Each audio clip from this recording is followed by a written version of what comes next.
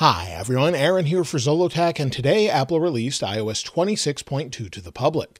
iOS 26.2 is available around the world at the same time for everyone on all iOS 26 supported devices. If you're not seeing the update, you can find it by going into your settings, going to General, and then Software Update. If you're still not seeing it, you can either pull down to refresh or go back, then go back to Software Update and you should see it here. Now, this update does include many new features and changes, as well as bug fixes and more. So if you want to jump to any specific part of the video, be sure to check out the chapters in the description below. Now, the first new thing has to do with liquid glass. Apple is adding more customization, and that has to do with the lock screen in particular. If we pull down, go to the lock screen, press and hold, then we go to customize our wallpaper or lock screen here, tap on the clock. You can see we can, of course, adjust the overall size, but now at the bottom, we have an all new slider to adjust the overall liquid glass opacity. So you'll see we can make it completely transparent like liquid glass or make it more frosted glass. So we can change this however we'd like, go through different variants here and change it to match whatever color we'd like and the overall size as well, just like we could before. So a lot more customization here, and there's more changes throughout when it comes to the animations. So on the home screen, if we press and hold and then tap the edit button, you'll see it sort of pops out now. So if we compare that with iOS 26.1, you'll see it just sort of pops out a little bit. If we go back, tap edit, press again, tap edit, and you'll see it pops out. So it's sort of more animated, more like what Apple showed off when they first introduced liquid glass at WWDC 2025. Also, if you go into your notification center, you'll see more liquid glass options when you have the clear button to clear everything out. If we go over into the Measure app, Apple has added more liquid glass here with the level. If we go into the level, you'll see that we now have some bubbles that have refractions and reflections as we move them away. And then, of course, we can tilt it and change it just back and forth, and you can see that new liquid glass look throughout. So again, they're bringing this to more apps throughout the OS. Now, if we go into the Music app, Apple's made a nice change where if you've maybe downloaded a song that has lyrics available and maybe you don't have an internet connection or maybe you're getting ready for a flight, you can now use lyrics offline. For example, this song is downloaded. I've got lyrics here. We can jump around in the song, maybe go to the next few songs, and you'll see that they'll work just like you would expect. So if we maybe go through here, you'll see lyrics are working like you would expect even though you're offline. So we have no internet connection. So let's go ahead and turn that back on. And there's also another change with playlists. If we go into our library, go to our playlists, and maybe we've created a playlist, the album artwork for that is now full screen compared to what it was before, where it was just sort of in a box before. So it's nice and large. Of course, you can customize this and change this however you'd like, and it fills up the entire screen. Now I have an Apple CarPlay device here. Let's go ahead and plug into it, and I'll show you a couple new changes within CarPlay itself. We'll give it a second to connect, and now we have CarPlay. Now the first thing that's changed has to do with your widgets. So if we slide over to our widget page, you'll see we have a couple more pages here. On the widget page, you can see that we have our clock. It's giving a suggestion of maybe opening Google Maps, but we can swipe up and down. You'll see some old photos there. If we swipe up and down here, we still again have our widget stack here. And you can see weather or anything else. If you have a wider display, you can have up to 3 different widgets across, again with widget stacks. Now there's a change for messages as well. If we go home, within messages, you'll see at the top we have our pinned favorites. This is the same thing we have on iPhone within messages, but now on CarPlay we can remove them here while keeping them on the iPhone itself. If we go into our settings, within settings, we'll swipe over here, go into settings, scroll down, all the way at the bottom, you'll see pinned conversations. If we turn this off, again, go back, go into our messages here, you'll see the pinned conversations are gone. So this is something they've updated. If you'd like to customize it that way, you now have the option. Within podcasts, we have a few nice updates. Maybe we'll go into the Waveform podcast, and on the episode page itself, you can see a bunch of different links that we can jump directly to now. So we can easily access those links on the episode page. If we go into the episode itself, you'll see that we have automatically created chapters now. So if we go into the chapter marker or the information here, tap down, you'll see that it says chapters automatically created with a nice little icon there.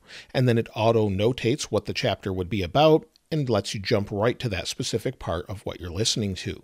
So this is super nice, much easier to jump around to what you want to listen to. And also, if maybe they're mentioning another podcast within this podcast, you can easily follow that podcast if you want to maybe follow up on it after listening to this one. So all of those things have been updated in podcasts. Reminders also gets a couple nice updates. For example, you'll see suggested lists, groceries, automatically categorize items. However, one of the big updates here is if we go ahead and add a new reminder, so maybe this is a new reminder, you'll see that we not only can set the date and time of the reminder, but we can now set it as urgent. If we turn on urgent, we can then set it for an alarm to go off based on the time. And then within the time, not only do we have the option to set the time, but we can set the time zone itself. So let's go ahead and maybe set a reminder here. We'll just go back and we'll wait for it to alarm, and it should alarm just like any other alarm does in your system. So you'll see the alarm is going off for the reminder, and it said it was a new reminder, and it says this is a new reminder due, and then we can reschedule it. So you'll see it even puts it as a live activity in the top. So if we go into it, go into today, you'll see the reminder here is past due, and then of course we can get rid of it just like we always would. But it's nice to have that option for the alarm. In addition to that, it can also suggest reminders, as you can see here. So not only can it categorize them, it can suggest them, and now you have that urgent option as well. For quite some time, we've had the option to use the flash on the back of the phone to alert us to a notification if we turn that on. We can now do the same with the display itself. If we go into Settings, we'll scroll down to Accessibility, then we'll scroll down to Audio and Visual. Within Audio and Visual, go to the bottom, and you'll see Flash for Alerts. Within Flash for Alerts, you'll see a new option for Screen or both. So if you want it to flash for alerts, enable that, and then it will flash not only your LED flash on the back, but also your screen if you want to use that. Now on the home screen, when it's time to maybe edit the amount of pages we have or something that's configured based on a focus mode, there's a new option when you're editing that. What I mean is if we press and hold on the home screen, tap Edit, go to Edit Pages, we can adjust the pages here. That part's not new, but if we change the focus mode, that will change. So maybe we'll switch over to this new focus I created. Then on the home screen, we'll press and hold, then we'll go to Edit, then Edit Pages. Now you'll see there's an option button. So if we go into Options, it'll bring us directly into that focus modes option that we created a custom one for. So we can share it across devices, change the focus status, and change it to whatever we prefer. In addition to this, if we go into our focus modes again and maybe go to sleep, they've now changed the sleep icon to purple, where before it was a teal. You can actually see this on iOS 26.1. So you'll see it says sleep, and it's sort of a teal color compared to the new purple color that we have in 26.2. Apple has again updated AirDrop in iOS 26.2. If we go into our settings, go to General, and then we go down to AirDrop, you'll see at the bottom it says Manage Known AirDrop Contacts. You will automatically appear for 30 days to people you have shared a one-time code with. What that means is maybe you're sharing with a device that you're not familiar with, maybe it's a new friend or someone else. We'll bring in a device and I'll show you what you can do with a code now. So for example, if we want to maybe share this wallpaper from today, we'll go ahead and share it. We'll go to AirDrop, and you'll see it's the 11-inch iPad Pro M4. If we go ahead and share with this, it automatically says AirDrop code required. And then on the iPad, since it's not a recognized contact or a known device, it says share a secure code with people not in your contacts to use AirDrop. You will be able to find each other for the next 30 days. You can manage access in settings. So you can get an AirDrop code here, and then you can share the code on your iPhone or whatever other device you're AirDropping with to have this as a known device for 30 days. So that's something they've added, and it allows you to have different devices from people you're not familiar with. Back within Settings, if we go back to the main page here, and then we go down to Notifications, scroll to the very bottom of Notifications, there's a new option. In fact, there's a new section for Enhanced Alerts. You'll see it says Enhanced Safety Alerts, and then we have Earthquake Alerts and Imminent Threat Alerts. We also have Improve Alert Delivery. Now, this may not be available in all countries and regions, but on most phones it should be there with that all-new Enhanced Safety Alerts option. Back within Settings, if we go down to Apps, then we go to Messages. Within Messages, if we scroll down, Apple has made a slight change to make this a little bit clearer. We now have a new option that says Retry as Text Message. Prior to this, it actually was a little bit different where it said send as SMS. So it says if iMessage or RCS are unavailable, iPhone can automatically send text messages using SMS. Text messages sent using SMS are not encrypted. Carrier messaging rates may apply. Now, we may have RCS messaging encrypted in this update. However, there's no sign of it. There's no options for it. And hopefully it's enabled automatically on the server side by carriers. So that's something we're still waiting for, or it could just be turned on automatically. But Apple hasn't explicitly said that it's in here, at least yet. If you use Apple's Passwords app, there's a nice change. If we go into Passwords and then we go into Settings for Passwords, so you'll have to go back to your Settings app, but there's a nice shortcut I have that can quickly get you there. I'll link the shortcut in the description below, but it'll bring us right into our password settings running this shortcut, and you'll see it here. So it says allow passwords to access, but we have a new option at the bottom where it says show excluded websites. You will be asked to save passwords when signing into apps and websites, except for websites you exclude. So you now have a list of excluded websites that you can add to this. Apple has also updated the Games app. If we go into Games, give it a second to load here, we actually have some new options here. So it doesn't look too different, but we have some options as far as filtering. So you'll see here with that new pop-out menu, we can now filter our library. So we can also filter by game size as well. So you'll see here size, and then it can filter by the overall size, with a few of these being larger than the other games. You can filter it by on this phone or anything else that's in the options.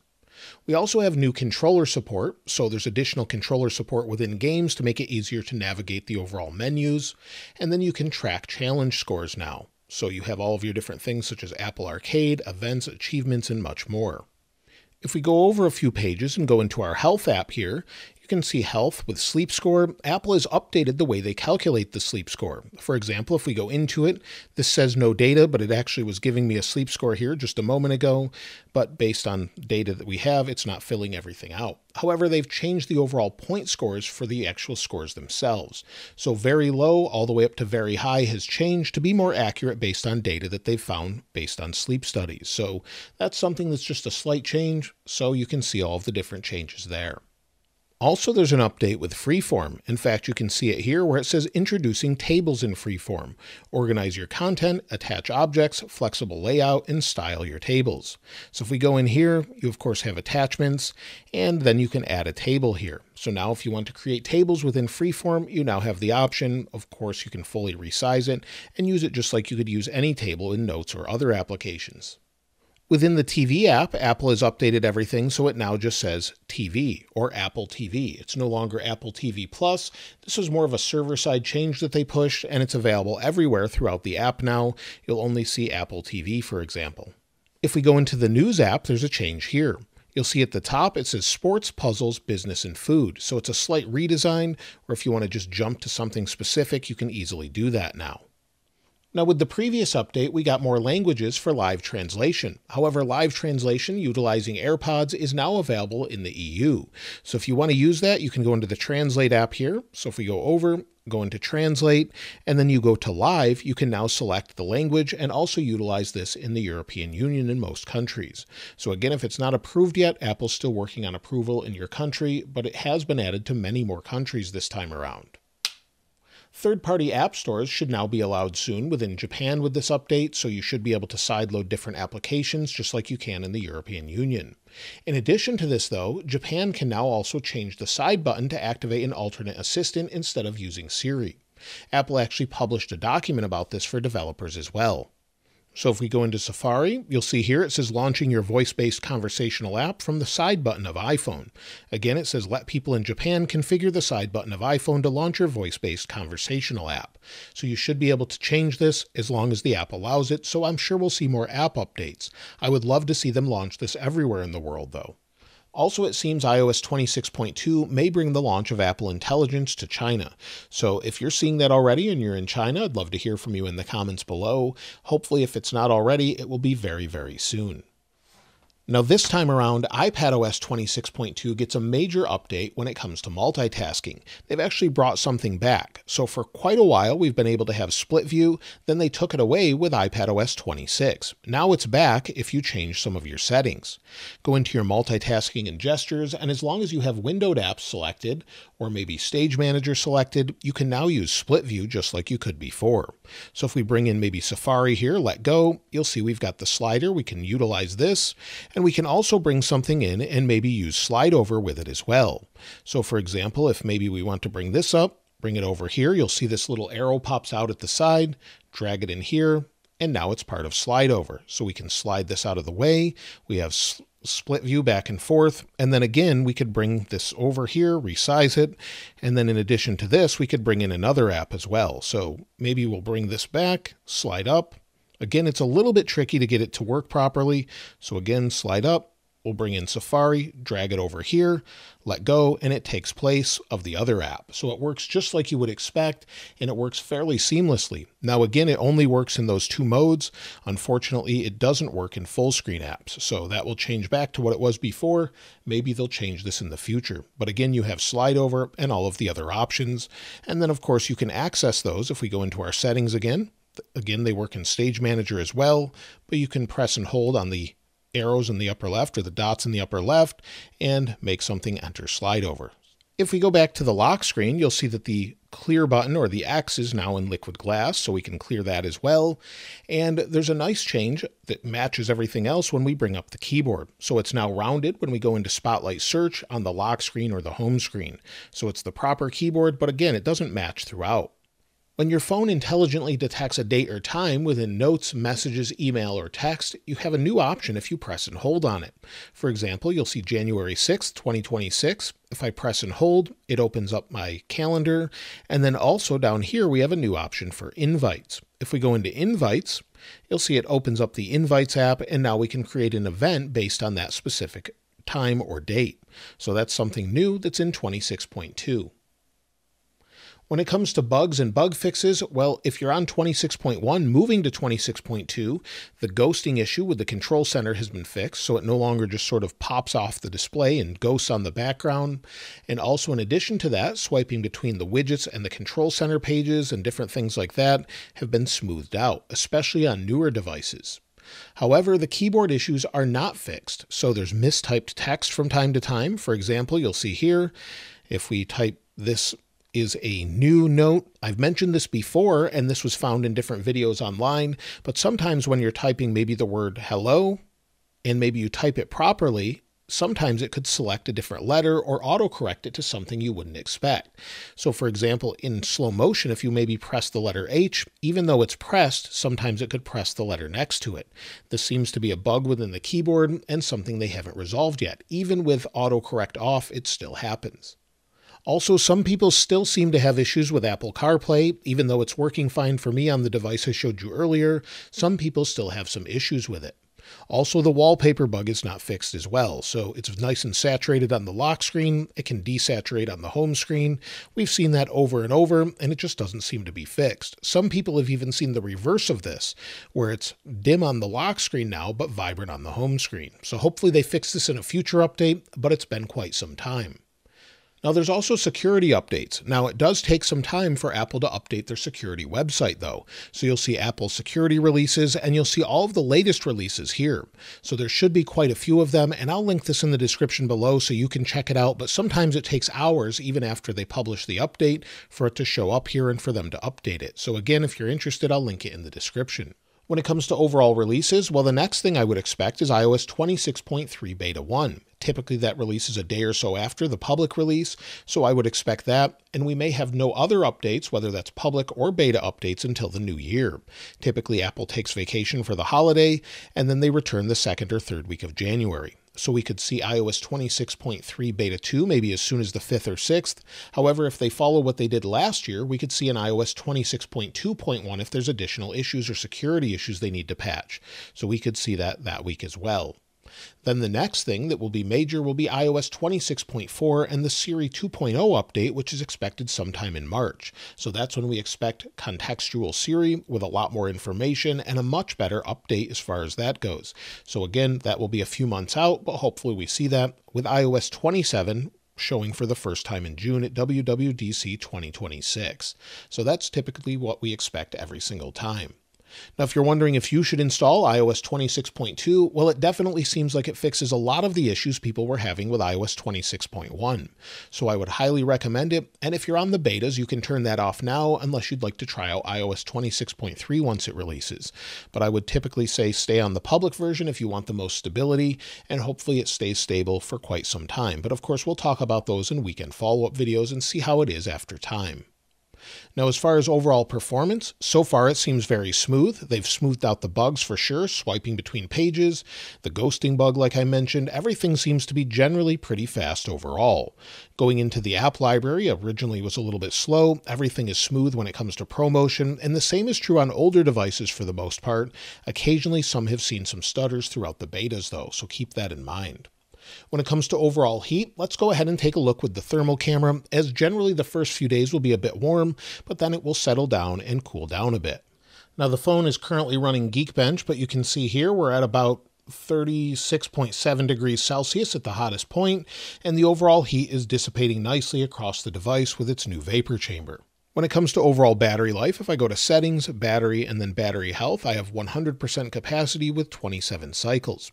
Now, the odd thing is I'm easily getting through the day using my phone regularly. However, when I go to battery usage, you'll see I only had about 1 hour and 53 minutes of screen active time, 2 hours and 45 minutes of screen idle time, and used 47% of the battery. But I easily get through the day with my battery, so I don't think this is very accurate right now for some reason, but in general, I can easily get through the day. 6 to 10 hours, 12 hours of screen on time is what I'm seeing from people on this particular update. So for whatever reason, mine is showing a lower number, but let me know if you're experiencing that as well, but it easily gets me through the day, whether I'm using CarPlay or something else. Earlier when I showed you the heat and thermals, I was running benchmarks, and you'll see the best score that I've gotten on this version, iOS 26.2, is 3,865 for single core, 10,032 for multi-core. It's pretty great results overall, what you would expect, well within the margin of error, but this doesn't show you exactly what your phone is capable of, but just gives you a general idea how it's performing.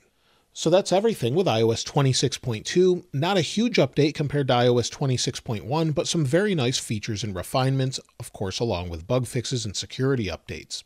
Let me know how it's going for you in the comments below, and of course, I'll link this wallpaper in the description like I normally do. If you haven't subscribed already though, please subscribe, and if you enjoyed the video, please give it a like. As always, thanks for watching. This is Aaron. I'll see you next time.